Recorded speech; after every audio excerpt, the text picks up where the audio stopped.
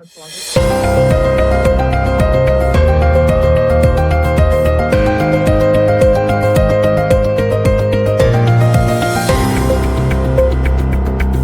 है हमारा जी, और उसके द्वारा एक कार्यक्रम चलाया जा रहा है विमान साक्षात्कार श्रृंखला।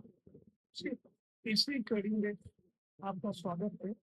और हम बताते चले कि साहित्य की अखिल भारतीय संस्था विमान द्वारा संचालित साक्षात्कार श्रृंखला की तीसरी कड़ी में आज हमारे बीच बातचीत करने के लिए उपस्थित हैं विश्वविख्यात जानी मानी विश्वविख्यात नहीं ये गलत कह रहे हैं, विश्वविख्यात बस जानी मानी अंतर्राष्ट्रीय चल रही है अंतर्राष्ट्रीय कवि लेखक शिक्षाविद और साधु मनोवैज्ञानिक सलाहकार डॉक्टर दुर्गा सिन्हा उदार जी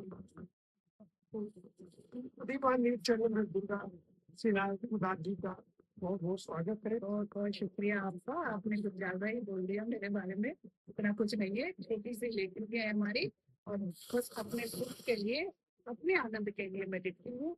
उससे अगर समाज को हमारे शब्दों से कुछ थोड़ा बहुत अगर लाभ होता है तो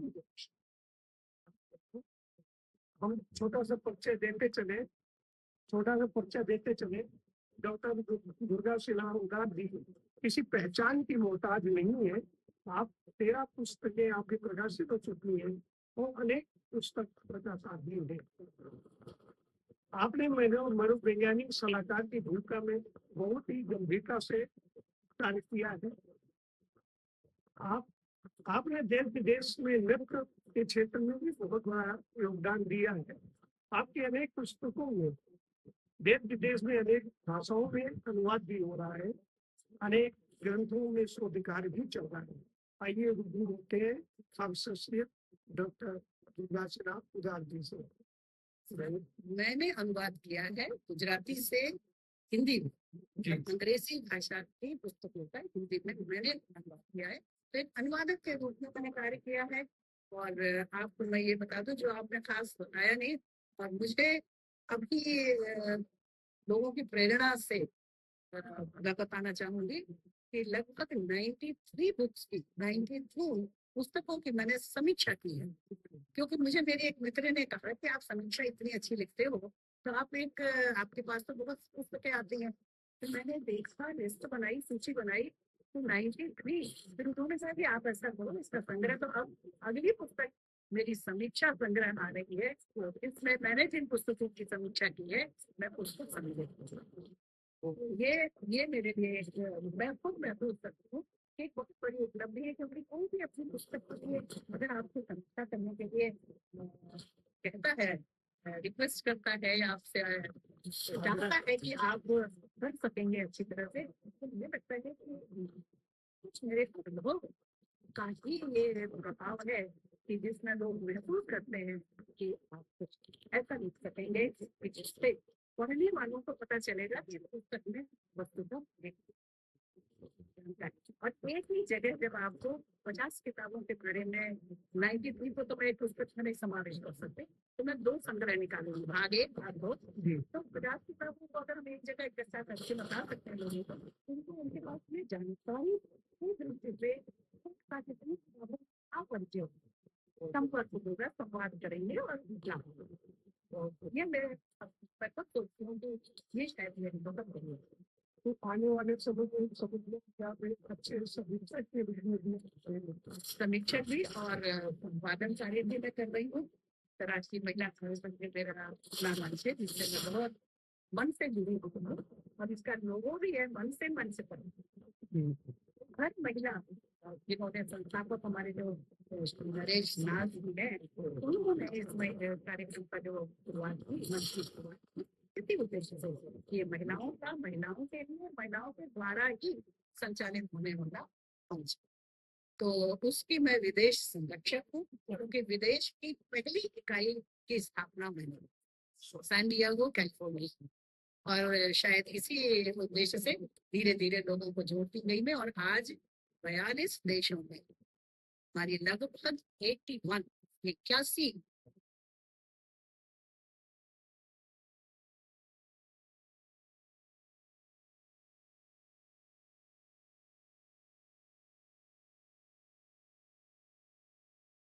इकाइयां काम करें।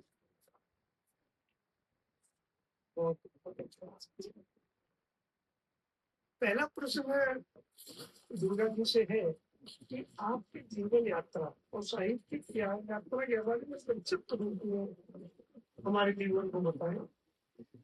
देखिए, मैं भी ये मानती हूँ, जैसे हमारे संस्थापक जी ने कहा कि हर महिला के मन में संवेदनशील होती है और मन में कविता तो हर एक के बसी होती है, चाहे महिला हो चाहे पुरुष हो। क्योंकि अभिव्यक्ति के लिए हम हमारे मन में जो अनुभव है, जो भी हम अनुभव लेते हैं, तो उनको अभिव्यक्त भी करना चाहते हैं। अभिव्यक्ति के लिए हम अपने मित्र मंडल के बीच करें, और अगर मंच मिल जाता है तो ये हमारे लिए बस सफलता की बात होती है।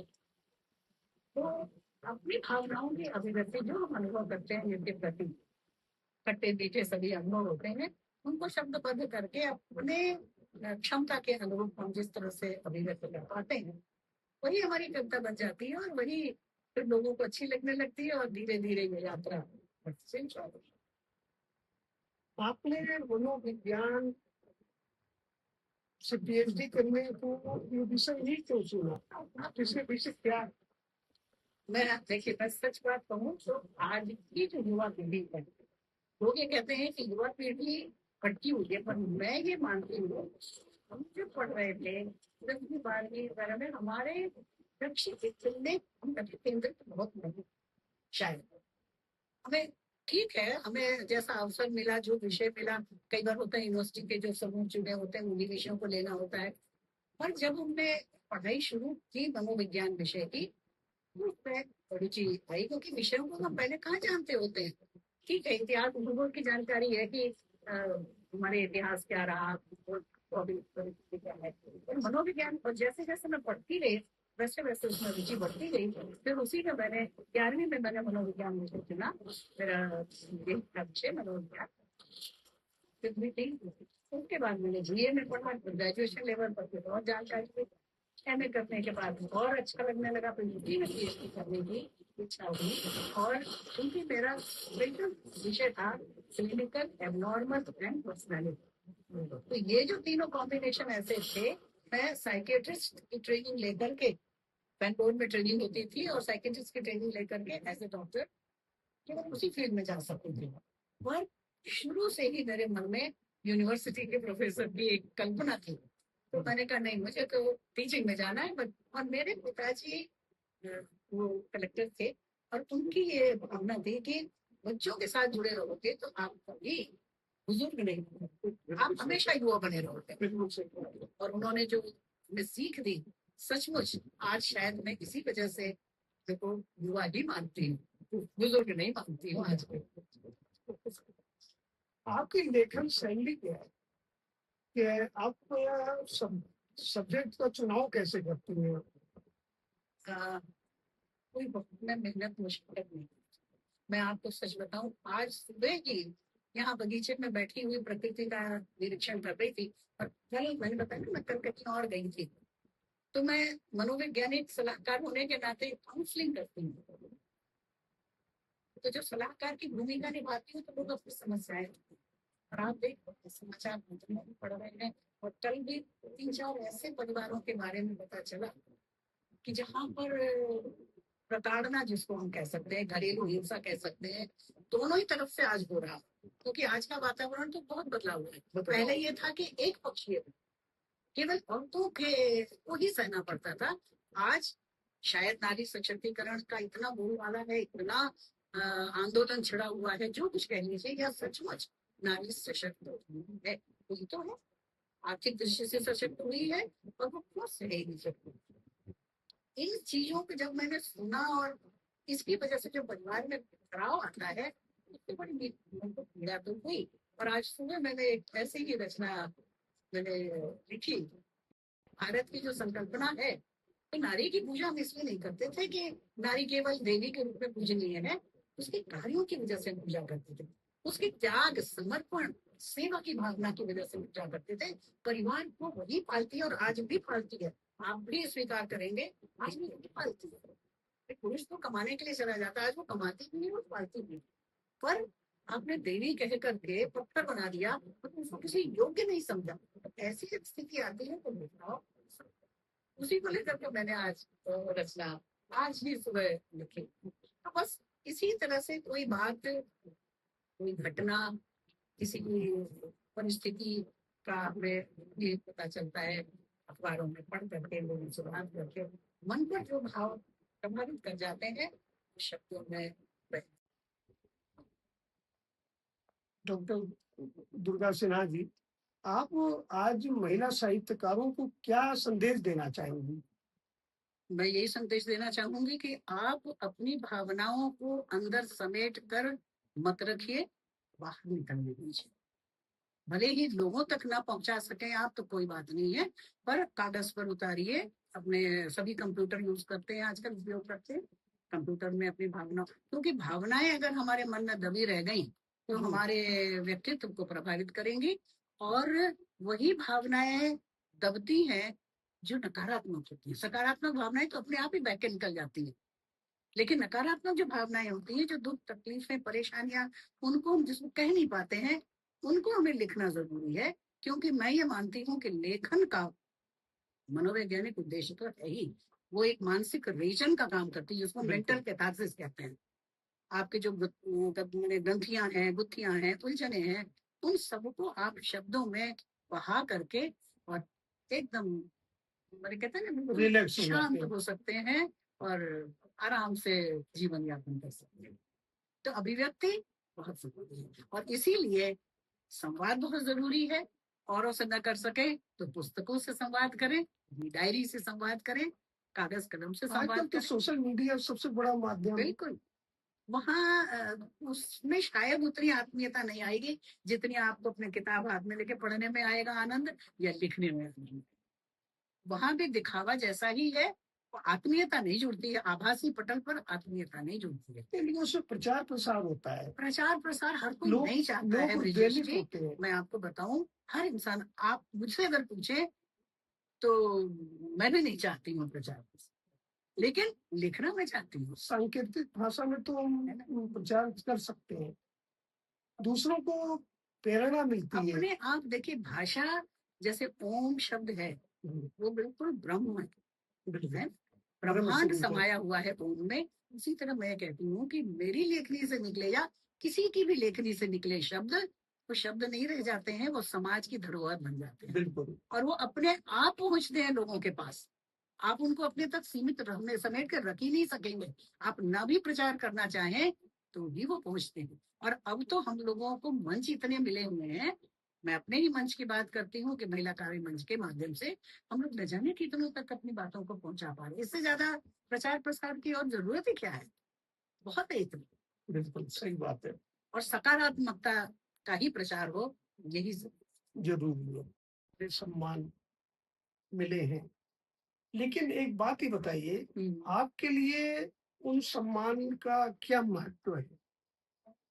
देखिए, आप भी जानते हैं, और आप इस क्षेत्र में काफी पहले से हैं। आपको भी पता है कि अगर कोई संस्था बनती है और वो सम्मान एक निर्धारित करती है तो उसको खोज खोज करके सम्मान को वेस्ट नहीं जाने देना है, वो देना ही देना है। किसको देना है? हम सचमुच इतनी मेहनत नहीं करते हैं कि जो वास्तव में उसके योग्य हो उसी को दे पाए। हम खोज पाते हैं, निकाल पाते हैं? नहीं निकाल पाते। बहुत से ऐसे लोग, आपने भी पढ़ा होगा, बहुत से ऐसे लोग भी हैं जो मोची का काम कर रहे हैं और उन्होंने इतनी बढ़िया रचनाएं की हैं और आज प्रकाशन में भी आए हैं, लोगों को पता भी चला है उनका। लेकिन कितने हैं, विरले एकाध उदाहरण मिलते हैं।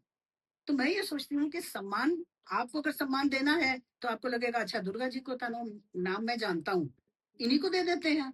तो सम्मान तो ऐसे मिलते हैं। इसलिए मैं उन सम्मानों का कोई ज्यादा मान बहुत नहीं ज्यादा रखते। महत्व नहीं देती हूँ। लेकिन हाँ, कुछ सम्मान जरूर ऐसे हैं जिन्होंने सचमुच सोच विचार कर दिए हैं, तो उन सम्मानों का मैं मान करती हूँ। और हमारे संपर्क में आने वाले हमारे जैसे नृत्य गुरु जो थे, उनके जो शब्द हैं, वो मेरे लिए इन सारी उपलब्धियों से सबसे महत्व, कि जो सचमुच उस चीज को महसूस करते हैं कि ऐसा परफॉर्मेंस कोई नहीं कर सकता। अगर उनसे हम ये शब्द सुनते हैं, उन्होंने यहाँ तक कहा कि भाई इतना तो मैं भी नहीं कर सकता था जितना तुमने किया, ये मेरे लिए खुशी की बात है। और आपको मैं बताऊं मजेदार बात, कि मैंने तो सीखा कितने साल पहले, 76 में तो छोड़ ही दिया एक तरह से मैंने। पर 2005 में हमारे गुरुजी अपने ट्रुप को लेकर के, अपने पूरी टीम को लेकर के गुजरात आए, अहमदाबाद जहां मैं थी। और जब मैं गई ग्रीन रूम में उनसे मिलने के लिए, उन्होंने अपनी पूरी टीम को बुलाया, करीब 20-25 थे लड़के लड़कियां। बोले मैं तुमको एक नाम बताता था ना, सारे बच्चे बोल पड़े दुर्गा। मैंने कहा ओ माय गॉड, इससे बड़ा पुरस्कार कहीं है? बिल्कुल बिल्कुल। कहीं नहीं है। कि 76 में जिसने छोड़ दिया संपर्क, और 2005 में उनके स्टूडेंट अगर मेरा नाम जानते हैं, मतलब उन्होंने सिखाया है उनको और याद रखा है अपने इस शिष्य को, ये बड़ी उपलब्धि। वर्तमान साहित्यिक परिप्रेक्ष्य में आपकी अपेक्षाएं क्या है? शख्स चला जाएगा, शख्सियत रह जाएगी। शख्स चला जाएगा, तो मिट्टी में शख्सियत रह मिलना है, जाएगी। मिट्टी है, मिट्टी में जाना है। शख्स चला जाएगा, शख्सियत रह जाएगी। बंदे तेरे कर्मों से शख्सियत मापी जाएगी। इन्हीं पंक्तियों के साथ दुर्गा सिन्हा जी का बहुत बहुत धन्यवाद।